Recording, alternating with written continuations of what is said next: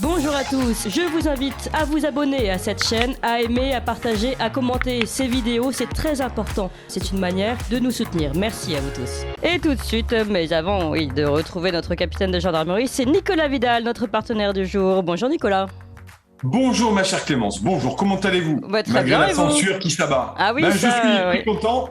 Vous voyez mon t-shirt, pour nos auditeurs qui ne le voient pas, c'est Persona non grata. Je l'ai mis exprès pour soutenir à ligne droite, soutenir cette liberté d'expression qui est en train de se casser la gueule. Et ces coups de canif, je pense que le capitaine Moreau, on va en parler. Oui, lui aussi, il les connaît. Oui. Ouais, ça va commencer à être absolument insupportable. Donc, on continuerons, n'en déplaise aux censeurs, de vous informer librement, chers amis. Merci à ligne droite et soutien total. Merci beaucoup, Nicolas Vidal. Et évidemment, merci à vous. Vous aussi, vous avez été censuré. D'ailleurs, je précise, pour nos auditeurs qui n'auraient pas suivi, qu'en effet, notre chaîne YouTube a été censurée. Encore une fois, c'est pas la première, pour une semaine, avec un avertissement de YouTube. Évidemment, car nos propos, visiblement, ne plaisent pas à la doxa. Mais c'est pas grave, on va pas s'arrêter pour autant, Nicolas Vidal. Et tous les deux, on continue de recevoir d'ailleurs des invités qui eux aussi dérangent.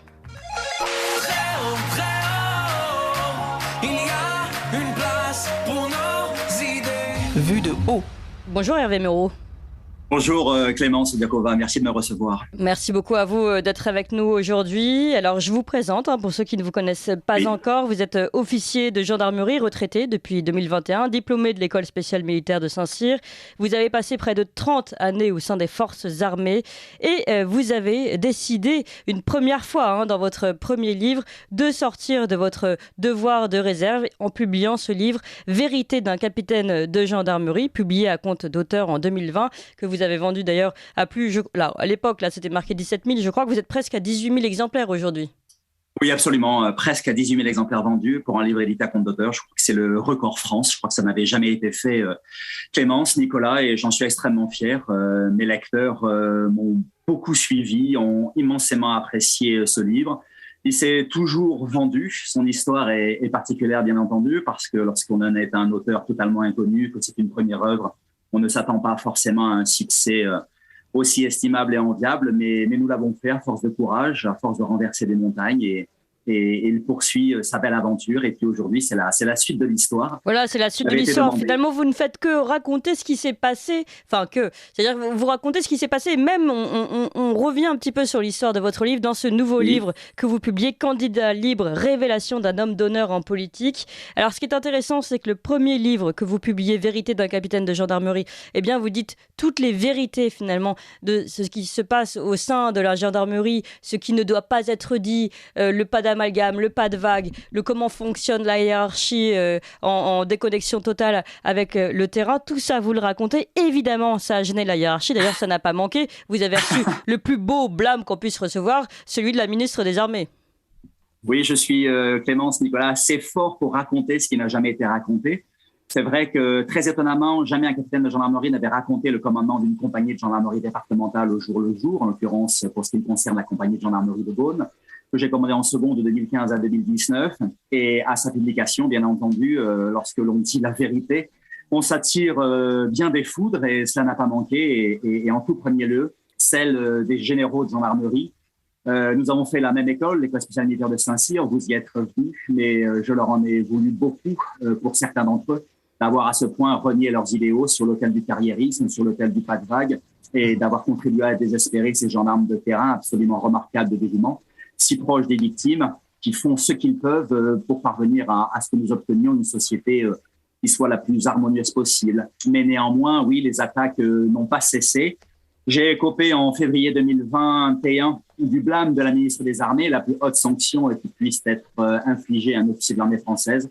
Et puis, lors de mon dernier jour d'active, le 24 mai 2021, juste avant que je ne quitte les forces armées, hélas, 40 jours d'arrêt de rigueur pour m'avoir signifié le fait que je n'aurais pas dû être reçu par des médias tels que le vôtre, Clémence, et qui pourtant ont permis à ce livre de connaître son destin. Alors vous avez continué malgré tout de prendre la parole, de signifier vous ce que vous pensiez notamment de la gestion de la gendarmerie, mais pas que. Vous avez signé les tribunes de militaires qui ont fait beaucoup de bruit à l'époque. Oui, j'ai incarné les deux tribunes des généraux. J'ai incarné Place d'Armes à l'époque. J'étais le seul officier d'active à afficher publiquement mon soutien. Alors après, je comprends également mes camarades qui avaient beaucoup à faire. Ben, moi, à compter du moment où j'ai publié ce livre, Vérité d'un capitaine de gendarmerie, j'ai posé ma démission, qui est devenue effective le 24 mai 2021. Et je suis heureux de l'avoir fait parce que, comme je le précisais à l'époque et comme je le précise encore aujourd'hui, c'est la liberté d'expression, c'est la vérité est plus forte que le devoir de réserve et elle le sera toujours. J'ai reçu beaucoup d'attaques, j'ai eu beaucoup d'ennuis et il continue bien sûr parce que mon nouveau livre, Candidat libre, revient là encore sur les insuffisances de nos généraux, sur les insuffisances de la justice, sur le monde politique également tel que je le décris, parce que jamais personne n'avait raconté une élection législative, très étonnamment. Et ce livre, Vérité d'un capitaine de gendarmerie, a été un ambassadeur extraordinaire pendant toute ma campagne. Donc oui, les attaques se sont poursuivies, vous allez l'évoquer Clémence, et elles ne cessent pas. Et puis moi, elles me scandalisent parce que maintenant, ça suffit. Il y a tellement de problèmes vécus par les gendarmes de terrain qui sont si peu soutenus, qui sont si peu encouragés que les généraux seraient bien inspirés de s'occuper de ce qui ne va pas plutôt que de m'attaquer. Alors oui, parce que vous parlez de politique, en effet. Après donc votre carrière de gendarme, vous êtes présenté comme candidat indépendant de la droite aux élections législatives de juin dernier dans la 5e circonscription de la Côte d'Or.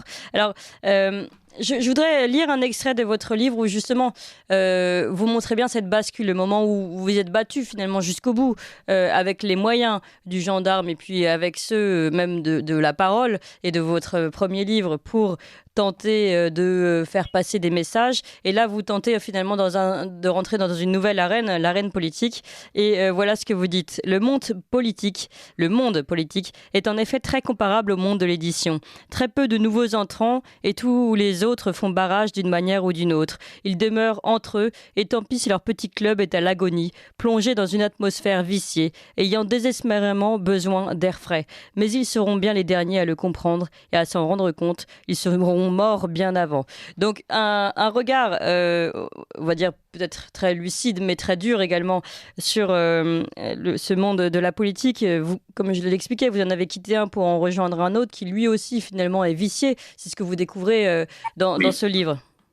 Alors je le savais avant que d'y rentrer. Moi, vous savez Clémence, vous savez Nicolas, que la grande question que je me suis toujours posée, c'est pour ceux qui sont en première ligne, pour ceux qui se battent pour que notre société se porte mieux, comment faire pour véritablement agir? Comment faire pour répondre aux attentes de nos concitoyens qui sont aussi légitimes? Alors, lorsqu'on sert au sein de la gendarmerie nationale, lorsqu'on est présent aussi souvent que possible sur le terrain à répondre à leurs attentes, on ne maîtrise que la chaîne pénale, on ne maîtrise pas la phase de jugement, vous le savez bien, je ne reviendrai pas sur les insuffisances de la justice. Et à un moment donné, on se pose la question, lorsque on a un officier de gendarmerie en l'occurrence, comment faire pour agir? Comment faire pour mieux agir et mieux servir encore mes concitoyens? Et moi, je me suis dit... voilà, si je veux agir sur les causes et non sur les conséquences, je dois rentrer dans l'arène politique, je dois avoir ce courage-là. Et je me suis efforcé de l'avoir et j'ai découvert ce monde. Ce livre aurait pu s'appeler Un capitaine de gendarmerie en politique. Je suis très attaché à son titre, Candidat libre, parce que c'est de liberté citoyenne pour défendre, pour protéger nos concitoyens, essayer de les convaincre. Alors bien sûr, je n'ai pas été élu le député de ma circonscription, mais le score a été extrêmement honorable, près de 7% et 3000 voix pour un candidat indépendant. Oui. Je crois que c'est très très prometteur pour l'avenir. Je serai bien sûr encore candidat et je me suis heurté bien sûr à l'entre-soi. Je me suis heurté. Je raconte. Vous savez Clémence et Nicolas que j'ai fait l'école spéciale militaire de Saint-Cyr, l'école de Charles de Gaulle. Moi, lorsque j'étais enfant, j'ai voulu rejoindre l'école de Charles de Gaulle. Et lorsqu'il s'est agi d'entrer en politique, j'ai voulu rejoindre le parti héritier de Charles de Gaulle par fidélité et loyauté, là encore, au grand Charles.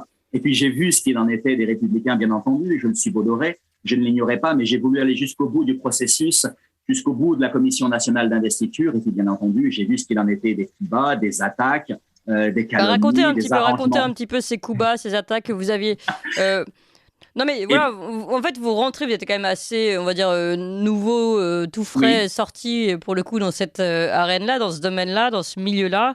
Et là, d'un seul coup, finalement, vous pénétrez vraiment au moment, c'est-à-dire au moment des législatives où tous les coups bas sont permis et surtout entre guillemets, entre amis. Entre amis, bien entendu. Les élections législatives sont une élection fondamentale et essentielle parce que c'est à la fois une élection nationale et puis une élection de proximité à l'échelle d'une circonscription. Et personne n'avait jamais raconté, et ce qui est valable pour la circonscription de cette 5e circonscription de Côte d'Or est valable pour les 576 autres circonscriptions de France. Les mêmes choses s'y déroulent, les mêmes candidats indépendants de droite ou de gauche qui sont confrontés aux mêmes vicissitudes, aux mêmes obstacles de ceux qui veulent conserver le pouvoir, alors pour eux-mêmes et pas pour défendre l'intérêt général. Moi, je crois beaucoup en la première ligne, en les personnes de terrain qui sont entrepreneurs, agriculteurs, pompiers, gendarmes ou policiers. Moi, je crois en ces personnes qui font la France, qui sont confrontées à la réalité et qui feront d'extraordinaires représentants de notre peuple. Oui, mais sauf que sans le système, et vous l'expliquez bien dans votre livre, sans le système de parti, finalement, il est beaucoup plus difficile de se présenter pour des questions de logistique toutes simples. Hein. Ouais, c'est quasiment impossible. Alors la logistique, bien entendu, c'est un emprunt auprès de son banquier, bien sûr. Je le raconte également dans le livre. Et cela aussi, c'est une forme de courage parce que j'ai emprunté 25 000 euros à ma banque. Parce que lorsque vous avez affaire à votre banquier, il vous fait savoir, votre conseiller financier, que les candidats d'hiver droite font en général 1% de voix. Et donc vous ne seriez pas remboursé de vos frais de campagne. Donc je ne serais pas remboursé, que la loi de 25 000 restera due. Et je lui objecte, mais c'est ça le courage, c'est ça le panache, c'est ça l'envie de défendre l'intérêt général et puis de risquer soi-même. Mais il y a tant pis, j'en prends le risque.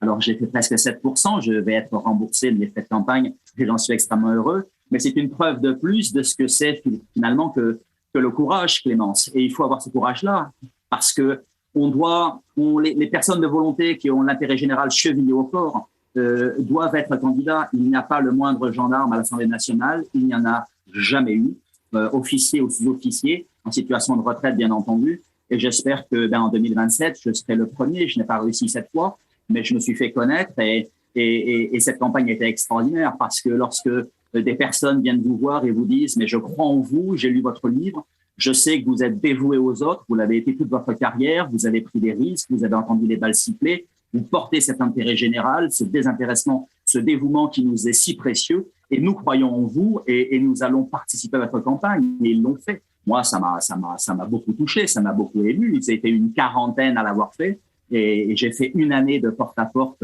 Vous le savez, Clémence, parce que moi, je crois beaucoup au contact avec nos concitoyens. Je crois que la politique se vit lorsque l'on rentre chez ceux qui veulent bien vous accueillir, que l'on voit effectivement ce qu'il en est au mois de février ou de mars de cette chambre de l'enfant qui est la seule à être chauffée, de ces difficultés auxquelles sont confrontés nos concitoyens, de ces entrepreneurs que j'ai rencontrés très nombreux qui vous disent à quel point leurs difficultés fiscales, d'emploi, les étranglent, à quel point ces normes qui leur sont imposées par une administration folle les désespèrent. Et bien là, vous vous rendez vraiment compte des réalités, comme je m'en suis rendu compte pendant les 30 ans où j'ai servi au sein des forces armées, et cela ne vous motive que davantage. Alors bien sûr, les coups de la part de mes adversaires au sein de ce qui a été ma famille politique, les Républicains, alors les arrangements entre amis, je raconte la Commission nationale d'investiture, puisque je suis allé au bout du processus, et ce député qui m'attaque, qui me combat alors que je ne l'ai jamais rencontré pour rendre service à un autre et l'investiture est donnée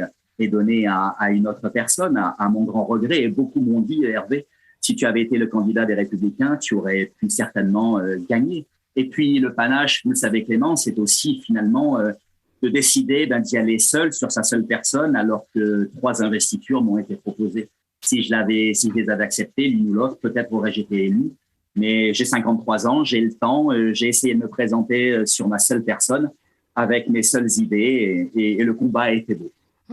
Nicolas Vidal. Oui, bonjour, capitaine Hervé Moreau. Bonjour, Effectivement, c'est un livre intéressant. Moi, la question que j'ai envie de vous poser concrètement, c'est vous aviez un regard d'officier de gendarmerie sur le territoire, vous l'avez dit, à Bonn. Est-ce que ça a changé? Qu'est-ce que vous avez vu de plus quand vous êtes rentré, quand vous dites chez les gens que la seule chambre de l'enfant est chauffée? Finalement, qu'est-ce qui change entre le regard rural, de terrain, de territoire de l'officier et après en tant que candidat aux législatives? Est-ce qu'il y a des choses que vous n'aviez pas vues ou est-ce que c'est des choses que vous aviez vues plus en profondeur, capitaine Hervé Moreau?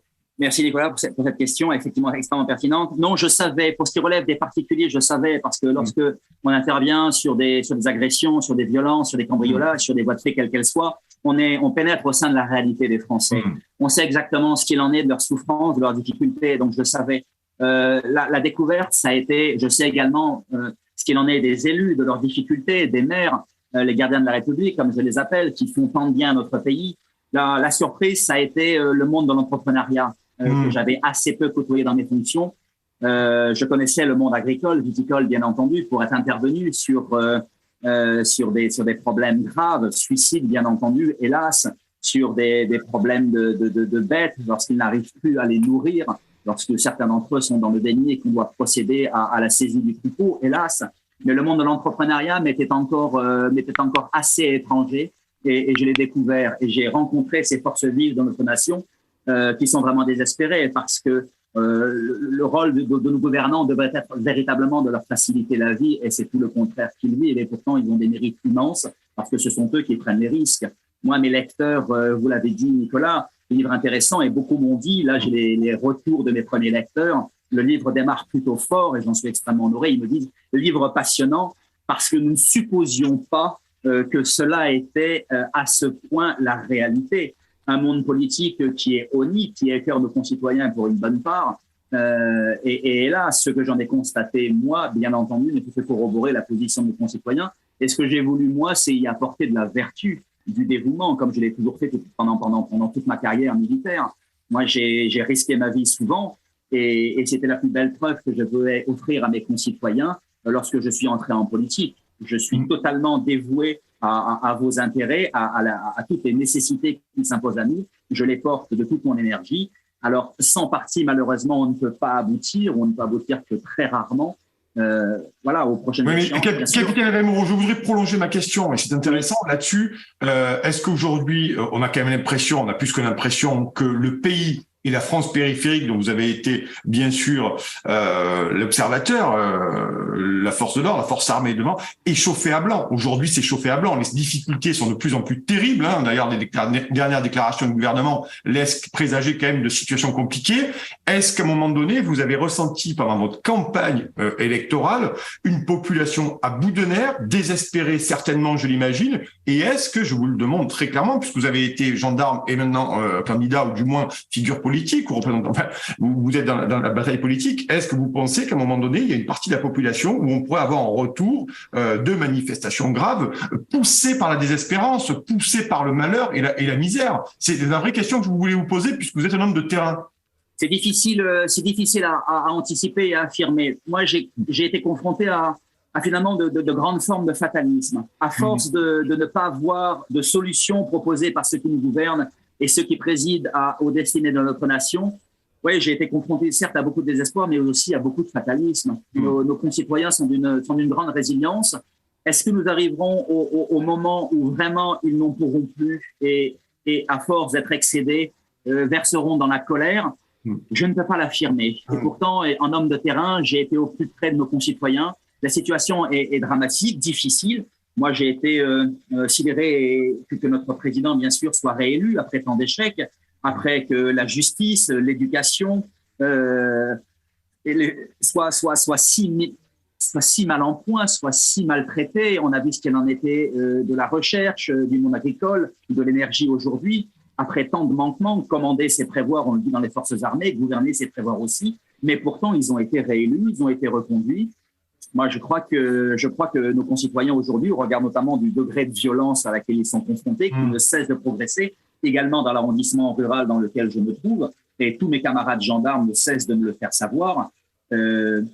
Fini de les désespérer. Est-ce que cela débouchera sur une colère? Je l'ignore, parce que leur résilience est quand même très grande. Mais ce qui les met hors d'eux, c'est avant tout l'injustice. Moi, au regard de ma situation personnelle, je reçois énormément de lettres de gendarmes, de gradés, voire même officiers, qui me disent, et de mes concitoyens, qui me disent, mais la manière dont vous êtes attaqués par les généraux de gendarmerie est absolument scandaleuse.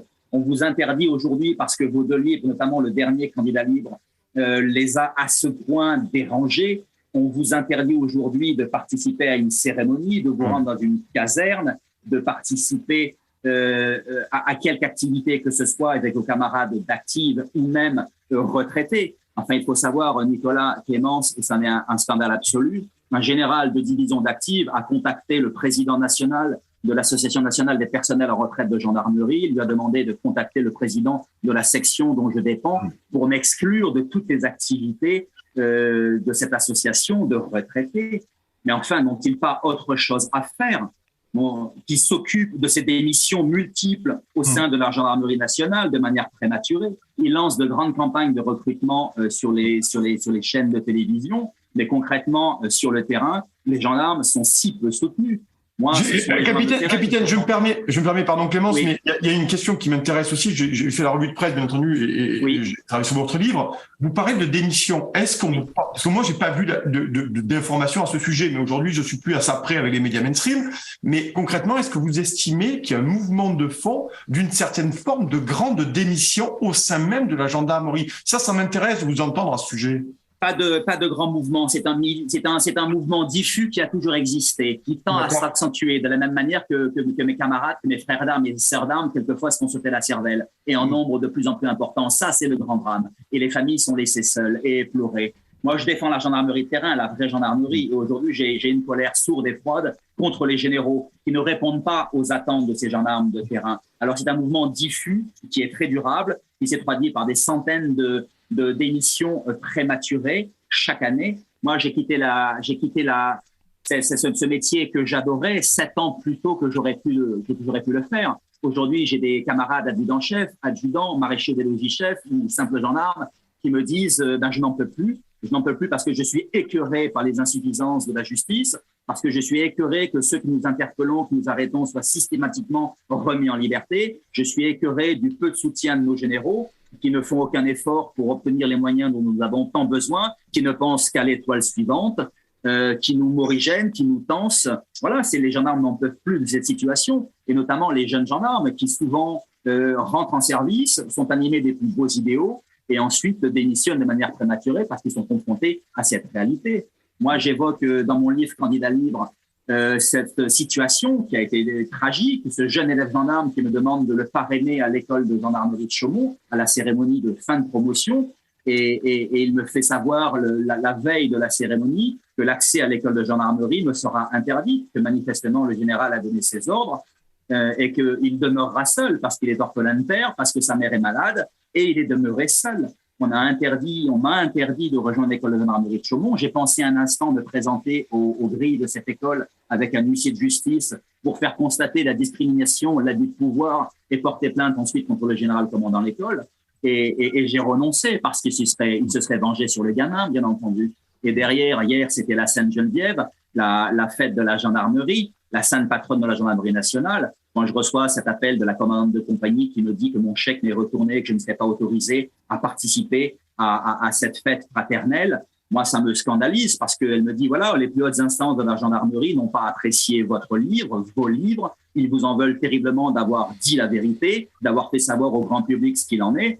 Voilà, moi, j'en suis scandalisé, mais n'ont-ils pas mieux et plus à faire? Donc, j'ai reçu beaucoup de soutien de mes camarades d'active qui m'ont fait savoir que j'étais présent à toutes les tables, au moins par la pensée, mais ça m'attriste profondément et je crois que la gendarmerie nationale mérite mieux que ses généraux. On va évidemment continuer d'en parler, capitaine Hervé Moreau, puis vous poser cette question. Évidemment, finalement, sommes-nous encore dans un état de droit quand on voit ces méthodes de barbouze, finalement, qui sont aujourd'hui mises en place? Nous, on peut aussi parler du côté des journalistes, de ces journalistes qui perdent leur certification, ou de ces journalistes comme nous qui perdent les plateformes, enfin le droit de diffuser sur certaines plateformes. On continue d'en parler, mais il est 9h sur Ligne Droite et on fait un rapide point sur les informations avec Marwan Miobi.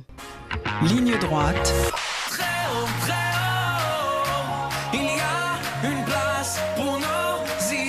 Vue de haut. Nous sommes toujours avec le capitaine Hervé Moreau, officier de gendarmerie, retraité depuis 2021, diplômé de l'école spéciale militaire de Saint-Cyr, 30 ans au sein des forces armées, auteur d'un premier livre bien reconnu, en tout cas qui a déjà été publié à 18 000 exemplaires, Vérité d'un capitaine de gendarmerie. Et puis ce nouveau livre, Candidat libre, révélation d'un homme d'honneur en politique. On voit notamment votre parcours, Hervé Moreau, où vous passez de militaire de gendarmerie finalement à l'arène politique et vous vous présentez comme candidat libre dans la Côte d'Or. Et nous parlions donc des différentes méthodes qui ont été mises en place pour vous faire taire. Et j'aimerais bien vous poser cette question, capitaine Hervé Moreau. Je précise qu'on est toujours avec Nicolas Vidal, évidemment, de Putsch Média. Cette question, finalement, vous le voyez, vous êtes petit à petit, vous le racontez dans votre livre, interdit d'une fête d'anciens militaires. Voilà, vous n'avez pas le droit de parrainer un autre gendarme. Enfin, toutes les bassesses sont autorisées finalement pour vous empêcher d'abord d'être en contact avec ces gendarmes d'actifs ou retraités, et puis pour vous empêcher tout simplement de mener votre vie normalement.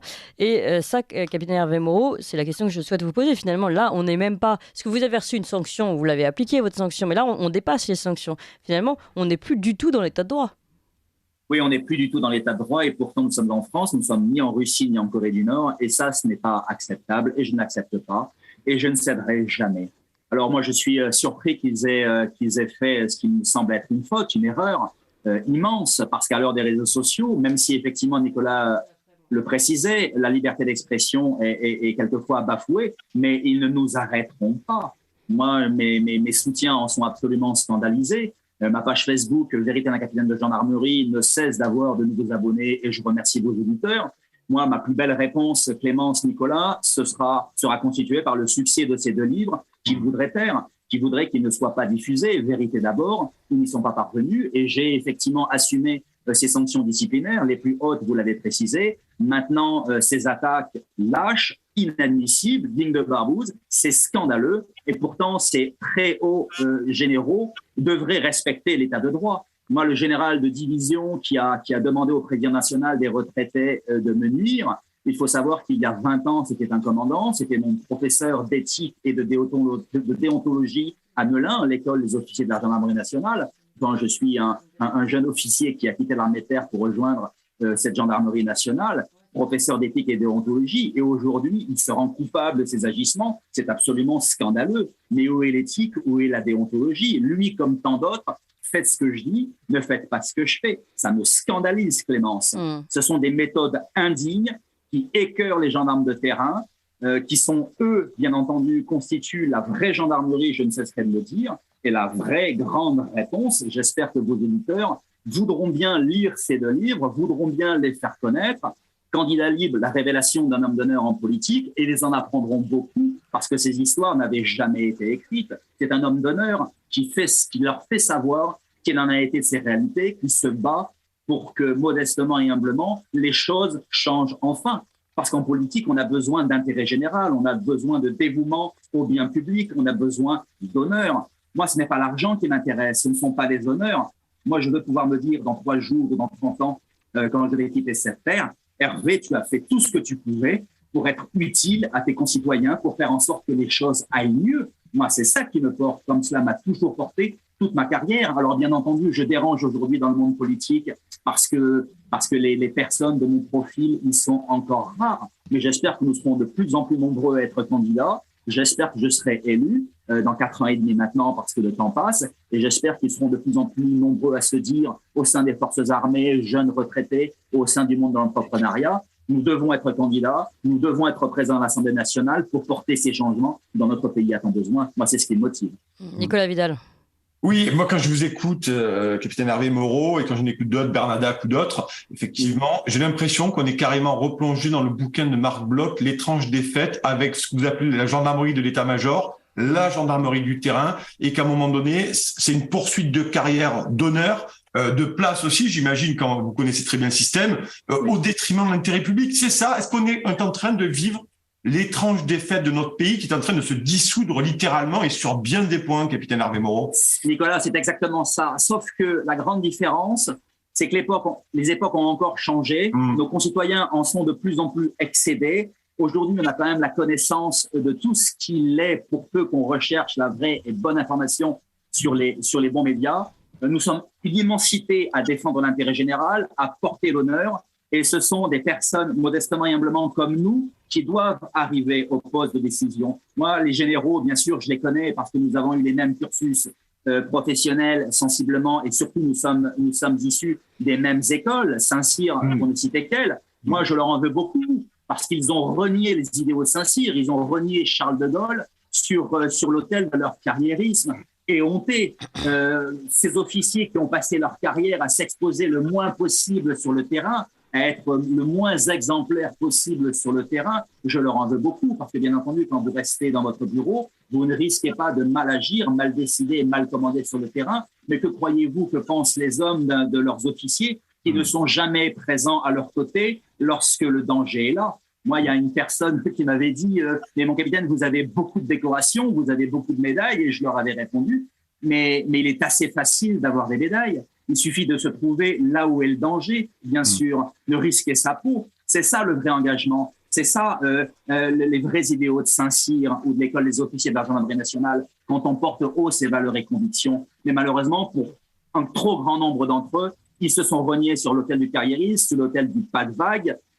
Et tout se passe bien. J'imagine qu'ils mentent de manière éhontée à leur ministre de tutelle. Moi, je serais très, très heureux que Gérald Darmanin, le ministre de l'Intérieur, veuille bien me recevoir. Nous aurions véritablement une discussion constructive. Je lui dirai ce qu'il en est des réalités telles qu'elles me sont signifiées par ces milliers de gendarmes qui m'écrivent encore et encore, année après année. Alors bien sûr, je ne suis pas le porte-parole de la gendarmerie nationale. Je me demande quelquefois si je n'en suis pas le porte-parole non officiel, celui de cette gendarmerie de terrain si belle, si respectable, extraordinaire de dévouement. Mais c'est cette gendarmerie qu'on doit entendre. Ce sont les hommes de conviction, les hommes d'honneur. Et il y a encore beaucoup à faire. Et la plus grande réponse, bien entendu, ce sera le succès de ces 2 livres, Vérité d'un capitaine de gendarmerie et Candidat libre, révélation d'un homme d'honneur. Si vos auditeurs veulent bien me faire l'amitié de les commander à leur libraire, de les rechercher dans leur grande surface, ou modestement, s'ils veulent une dédicace, les commander sur mon site, la librairie du capitaine, puisque nous avons créé avec mon épouse notre maison d'édition, la librairie du capitaine, pour justement pouvoir éditer d'autres lanceurs d'alerte, d'autres éveilleurs de conscience, ceux qui sont confrontés à la réalité.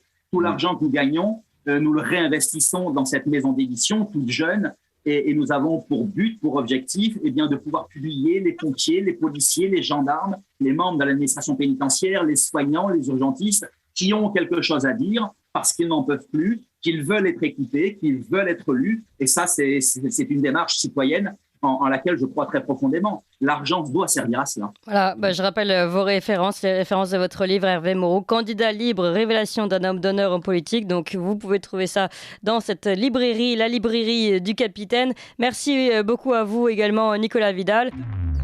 Vous appréciez cette émission? Alors aidez Radio Courtoisie à en produire d'autres, en indépendance totale. Rendez-vous sur soutenir.radiocourtoisie.fr. Merci d'avance.